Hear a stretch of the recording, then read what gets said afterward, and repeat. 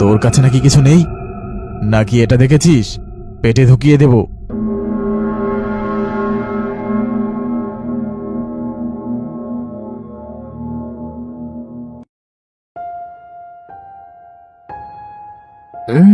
আজ রাত 12টায় তো রাফি কেক কাটবে। যাই, একটা কেক নিয়ে যাই। একটা দোকান থেকে কেক নিয়ে সে বাড়ির পথ ধরে। এই রাস্তাটা যে কবে ঠিক হবে, একটা লাইটও নাই, ভাঙা রাস্তা, দুই হাতে দুইটা জিনিস, ফোনের ফ্ল্যাশ লাইটটাও চালাতে পারছি না।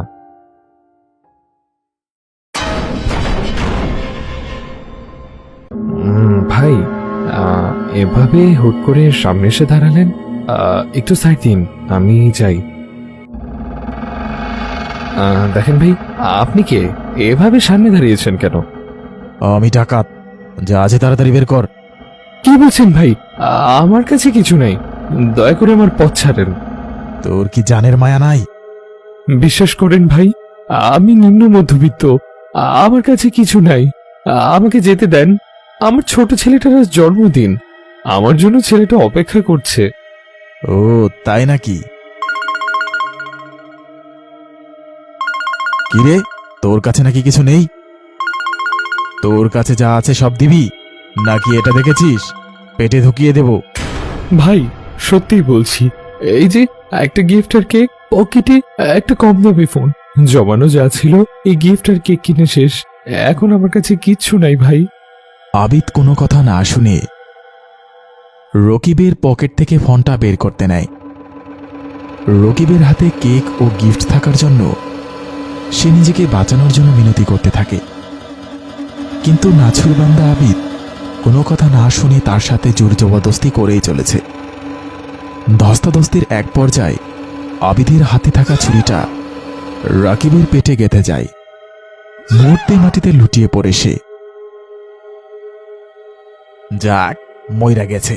কত করে বললাম যা আছে দিয়ে দে, দিয়ে দিলেই তো আর মরতে হতো না। আবিদ দোকানে চা খাচ্ছে, আর সেই দোকানে দুজন অপরিচিত লোক তাদের নতুন ব্যবসা নিয়ে কথা বলছিল। বুঝলে বন্ধু, ভাবছি একটা ব্যবসা খুলব। কি ব্যবসা বন্ধু? এখন তো খাবারের ব্যবসা রমরমা ব্যবসা। হ, কিন্তু দোকান নেয়ার মতো তো টাকা নেই। তাইলে কি ব্যবসা করবি? ভাবছিলাম অনলাইনে যদি শাড়ির ব্যবসা করি তাহলে কেমন হয়। কাপড়ের ব্যবসাতে লাভ তো অনেক, কিন্তু আবার প্রতিদ্বন্দ্বী বেশি। তাহলে চলো দুজনে মিলে খাবারের ব্যবসা খুলি। তুমি অর্ধেক টাকা দাও, বাকিটা আমি দেব। খারাপ বলো নাই বন্ধু, ঠিক আছে। তাইলে আজ সন্ধ্যায় আমি ব্যাংক থেকে টাকা তুলে তোমার বাসায় যাব। ঠিক আছে বন্ধু, আশা করি আমাদের ব্যবসায় বেশ লাভ হবে। তাহলে আমি যাই, বিকালে টাকা তুলে সন্ধ্যায় পৌঁছে যাব। আচ্ছা বন্ধু। শরীফ উঠে বাড়ির দিকে চলে যায়। শরীফ হাঁটতে শুরু করল। আবিদও তাকে ফলো করতে শুরু করল।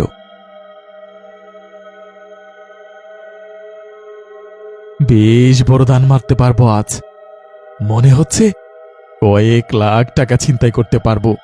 এরপর পায়ের উপর পা তুলে সম্পূর্ণ মাসটা বসে বসে খাবো। লোকটার বাসা অবধি ফলো করে তার বাসাটা চিনে নেয়, আর সেই বাসার আশেপাশে অপেক্ষা করতে থাকে সন্ধ্যা পর্যন্ত।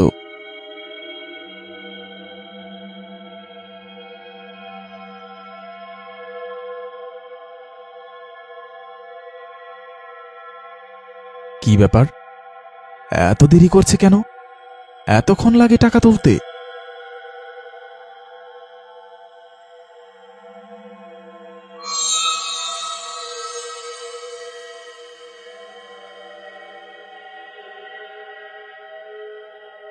লোকটি বের হতেই আবিদ লোকটিকে পিছু করতে থাকে।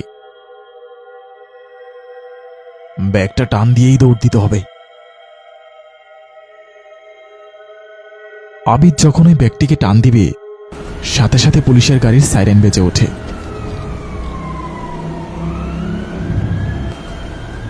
ওহ, পুলিশের গাড়িটা আর আসার সময় পেল না। এতগুলো টাকা হাতছাড়া হয়ে গেল। ধ্যাৎ! একটি ফাঁকা রাস্তা দিয়ে একজন মহিলাকে যেতে দেখে আবিদ। মহিলাটির গায়ে সোনার গয়না। আবিদ দূর থেকে মহিলাটিকে লক্ষ্য রাখছে। যাক, কালকে পুলিশের জন্য কিছুই করতে পারিনি, আজকে যা পাবো তাই ছিনতাই করে নেব। যা আছে সব দিয়ে দে, হাতে গলায় কানে সব দ্রুত খোল। পালানোর চিন্তা একদম করবি না। এই চাকু দেখেছিস, একদম ঢুকিয়ে দেব। দয়া করে আমার পথ ছাড়েন। তোর কি জানের মায়া নাই? বিশ্বাস করেন ভাই, আমি নিম্ন মধ্যবিত্ত, আমার কাছে কিছু নাই। আমাকে যেতে দেন। আমার ছোট ছেলেটার আজ জন্মদিন, আমার জন্য ছেলেটা অপেক্ষা করছে।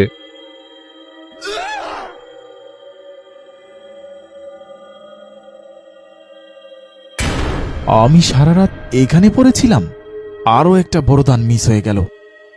খুব খিদে পেয়েছে, সেই কাল সকালে খেয়েছি। পকেটে তো একটা টাকাও নেই। এভাবে যদি বারবার টার্গেট মিস হয়ে যায় তাহলে পেট চলবে কিভাবে? চাচা, আমাকে এক কাপ চা দিন তো। কি চা দিমু? রং চা নাকি দুধ চা? রং চা দেন, মাথাটা ভীষণ ধরেছে। আবিদ চায়ের কাপটা হাতে নিতে যাবে, এমন সময় হাত ফসকে পড়ে যায় মাটিতে। এটা কি হলো? ওরে বাবা, আমি তো ভাবলাম তুমি কাপটা ধরেছ, এখন কি হবে? কাপটা ভেঙে গেল তো। আচ্ছা, লিখে রাখেন, পরে শোধ করে দেব। আবিদ বিরক্ত হয়ে পেটে ক্ষুধা নিয়ে হাঁটতে থাকে। অন্যমনস্ক আবিদ হাঁটতে হাঁটতে একটি রিকশার সাথে ধাক্কা খায়। কি ব্যাপার, অন্ধের মতো হাঁটেন নাকি? আমি অন্ধের মতো হাঁটি নাকি আপনি অন্ধের মতো চলেন?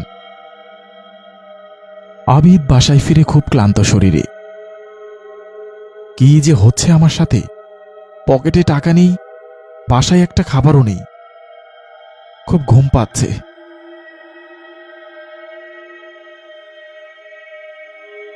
দয়া করে আমার পথ ছাড়েন। তোর কি জানের মায়া নাই? বিশ্বাস করেন ভাই, আমি নিম্ন মধ্যবিত্ত, আমার কাছে কিছু নাই। আমাকে যেতে দেন। আমার ছোট ছেলেটার আজ জন্মদিন, আমার জন্য ছেলেটা অপেক্ষা করছে। ওই দিনের পর থেকে আমার সাথে সবকিছু খারাপ হচ্ছে। ঘুমোতে গেলেই ওই স্বপ্নটা কিছুতেই আমাকে ঘুমোতে দিচ্ছে না। এবার আমি সত্যি সত্যি পাগল হয়ে যাব। আবিদের চোখ যায় ফ্লোরের দিকে। আশেপাশে নোংরা কাপড় চোপড় পরে আছে, আর তার খাটের পাশেই রয়েছে সেই গিফট বক্সটা। বাক্সটা এনেই ফেলে রেখেছি। লোকটি তো বলেছিল এটা একটা পার্সেল। কোনো অ্যাড্রেস দেওয়া আছে কি? আরে, এখানে তো সত্যি অ্যাড্রেস লেখা আছে। যাক, আগামীকাল বিকেলে গিয়ে বক্সটা দিয়ে আসব, নয়তো মনে হচ্ছে এই স্বপ্ন আমার পিছু ছাড়বে না। বাক্সটাকে রেখে আবিদ আবার বিছানায় শুয়ে পড়ল, কিন্তু ঘুম আর আসে না।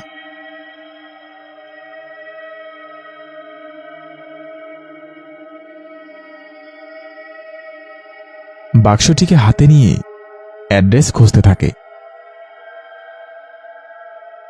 বাড়িটা যে কোন দিকে?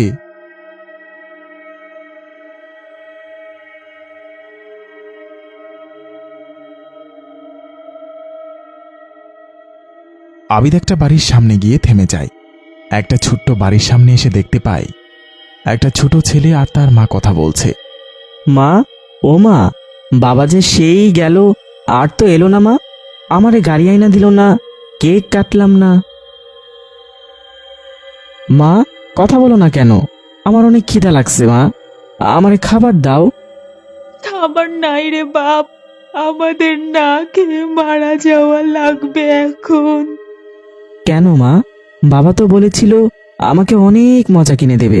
বাবা কেন আসে না মা? তোর বাবা আর নাই রে বাপ, আর কখনো আসবে না বাবা। মা ছেলের কথার মধ্যে বাড়িওয়ালা চলে আসে। মা বেটা কান্না করলে কি আমার বাসার ভাড়া আসবে? চাচা, আপনি তো দেখছেন কি অবস্থা, এর মধ্যে বাড়ি ভাড়া। কিভাবে কি ম্যানেজ করবা সেটা তো আমার দেখার বিষয় না, তাই না? আর এখনো তুমি মেলা জোয়ান মাইয়া, গায়ে গতরে তো খাটতে পারো। ঠিক আছে, আমাকে কিছুদিন সময় দিন, আমি একটা কাজ জোগাড় করে আপনার বাড়ি ভাড়া করে দেব। ঠিক আছে, আর 1 সপ্তাহ সময় দিলাম। এর মধ্যে টাকা না দিলে বাড়ি ছাড়তে হবে বলে দিলাম। আবিদ দূর থেকে এইসব দৃশ্য দেখছিল। এসব দেখে তার চোখ থেকে পানি গড়িয়ে পড়ছে। এটা আমি কি করেছি? সামান্য একটা ফোনের জন্য একটা পরিবারকে পথে বসিয়ে দিয়েছি। নিজেকে অনেক বড় পাপী মনে করে সেখান থেকে ফিরে যায় আবিদ। আবিদ মন খারাপ করে হাঁটতে হাঁটতে সেই রাস্তায় গিয়ে পৌঁছায় যেখানে সে রাকিবকে হত্যা করেছিল। সেখানে কিছুক্ষণ দাঁড়ানোর পর রাস্তার মোড়ে একটি চায়ের দোকানের বেঞ্চিতে বসে পড়ে। আমার জন্য একটা পরিবার ধ্বংস হয়ে গেছে।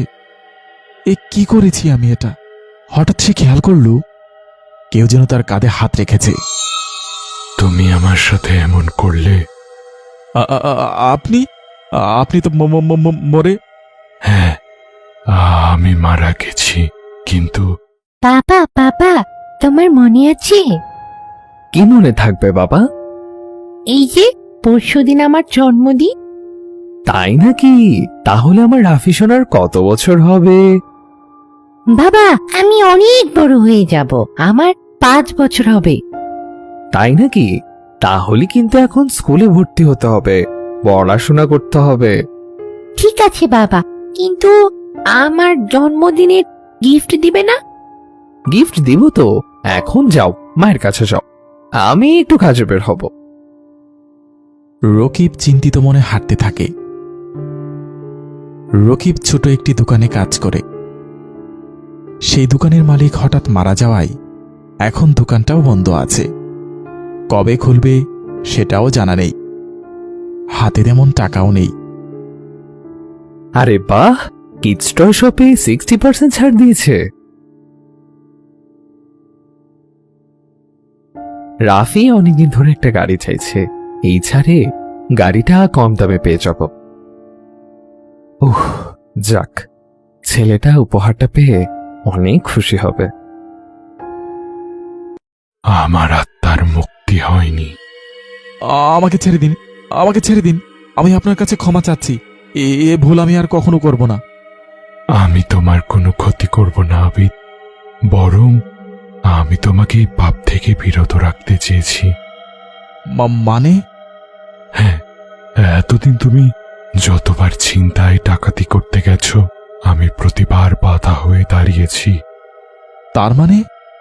হ্যাঁ, তোমার জন্য আজ আমার পরিবার পথে বসেছে।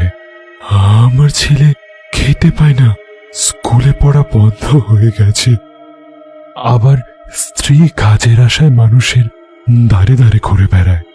আমার ছেলেটা আমার জন্য পথ চেয়ে বসে থাকে। আমি গিয়েছিলাম আপনার বাসায় আপনার ছেলের গিফটটা দিতে, কিন্তু আমি জানি তুমি গিয়েছিলে, দেখেছ তাদের ঠিক কতটা কষ্টে দিন যাচ্ছে। তোমাদের মতো যারা মানুষের ক্ষতি করে তাদের কোনো ধারণা থাকে না তাদের জন্য পুরো পরিবারটা পথে বসতে পারে। আমাকে মাফ করে দিন। আমার পরিবারের মতো অন্য কারো পরিবারের ক্ষতি করো না আবিদ। তোমার কাছে অনুরোধ, আমি যদি আজ বেঁচে থাকতাম তাহলে এই দুর্দশা হতো না। আমি আমার সব ভুল বুঝতে পেরেছি। আমি আজ এই মুহূর্ত থেকে আমার সকল অসৎ কাজ ছেড়ে দিলাম। আমি সার্থক। সৎভাবে বেঁচে থাকার প্রশান্তি আলাদা। অন্যের ক্ষতি করে কয়দিন ভালো থাকা যায় বলো? সৎভাবে টাকা উপার্জন করো। কে রে ভাই, কার সাথে কথা বলেন? আপনার পাশে তো কেউ নেই। দোকানদারের কথা শুনে আবিদ এদিক সেদিকে তাকিয়ে দেখে আশেপাশে কেউ নেই। আমি যে পাপ করেছি সেই পাপের প্রায়শ্চিত্ত আমাকে করতেই হবে। আমার জন্যই এই পরিবারের আজকে এই দুরবস্থা। এই পরিবারের দায়িত্বটা আমি নেব। আবিদ রাকিবের স্ত্রীকে বিয়ে করে নেয় এবং সৎভাবে টাকা উপার্জন করে সংসার চালাতে থাকে। এখন পরিবারের সবাই বেশ ভালো ও স্বাচ্ছন্দ্যে জীবন কাটায়। যাক, এখন আমি নিশ্চিন্তে মুক্তি পেতে পারি। আমার পরিবারের সবাই এখনো অনেক ভালো আছে।